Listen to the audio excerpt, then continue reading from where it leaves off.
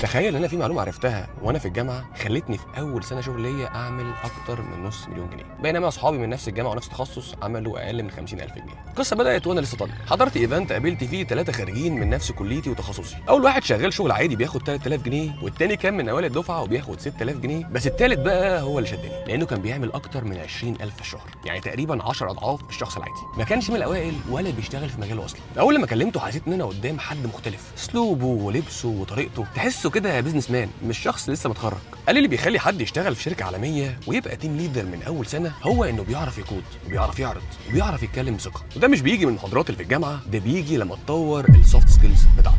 ومن وقتها اخدت القرار ان انا اكون اكتر واحد مميز في السوفت سكيلز في الجامعه كلها، والنتيجه ان انا الحمد لله قدرت اشتغل مع شركات عالميه من وانا لسه في الجامعه قبل حتى ما اتخرج. لما اتخرجت بقى عندي سكيلز كفايه مكنتني ان انا افتح بيزنس خاص بيا، وقادر ان انا اقود فريق من وانا لسه في اول الطريق. بس تخيل ان انت دلوقتي تقدر تتعلم ده في 10 اسابيع بس، وكمان ببلاش، ومع اكبر شركه استشارات في العالم، وكمان تاخد منهم شهاده، والكلام ده عن طريق فورورد بروجرام اللي بتقدمه شركه ماكنزي وبتورك، اللي اشترك فيه اكتر من 160 الف طالب لحد دلوقتي. كل اللي انت محتاجه ان يبقى عندك شويه خبره ومعاك شهاده ثانويه والانجليش بتاعك كويس. واسمع مني الكلمتين دول كاني اخوك كبير، اوعى انك تعمل سيف للفيديو ده وتقول هرجع له بعدين، لانك والله هتنسى، وانا ما احبش ان انت فرصه زي دي كويسه تروح منك. فنصيحه من اخوك، سيب اللي في ايدك دلوقتي وروح قدم حالا، وهتلاقي اللينك موجود في الديسكربشن.